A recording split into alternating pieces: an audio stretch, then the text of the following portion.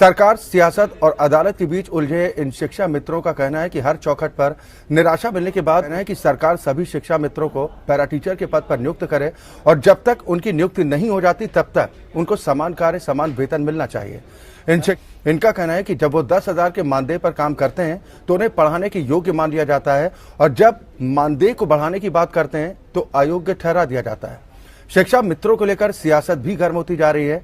ऐसे में सवाल इस बात को लेकर उठ रहे हैं कि योगी सरकार इन शिक्षा मित्रों को इंसाफ कैसे दिलाएगी। 10,000 के मानदेय में इन शिक्षकों को योग्य मान लिया जाता है, लेकिन जब मानदेय बढ़ाने की बात होती है तो यही शिक्षक अयोग्य कैसे हो जाते हैं। आखिर इन शिक्षा मित्रों का असल गुनहगार है कौन? आज लोकतंत्र में चर्चा इसी मुद्दे पर।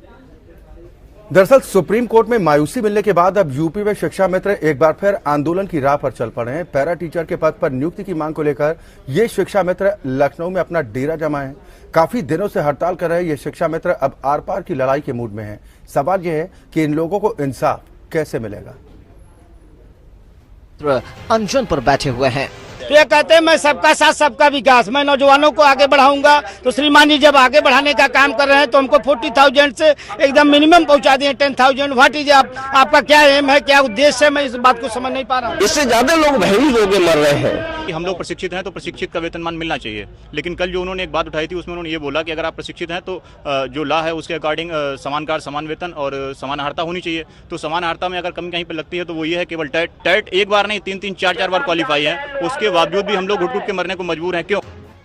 शिक्षा मित्रों के जीवन के साथ क्या खिलवाड़ की इन लोगों ने, बीजेपी के लोगों ने, बताओ। और जिनकी जान भी चली गई, कोई मदद नहीं की। जितनी भी नौकरियां थीं, मिलनी थीं, उसके लिए भी रास्ता नहीं निकाल पा रहे हैं।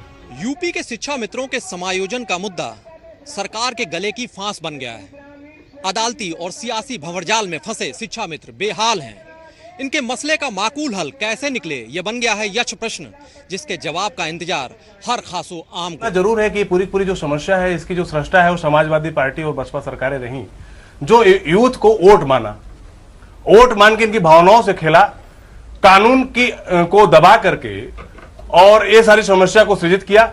न्यायालय में सही तरीके से पक्ष नहीं रखा और नतीजा ये हुआ कि इलाहाबाद हाई कोर्ट का फैसला आया, फिर सुप्रीम कोर्ट का फैसला आया।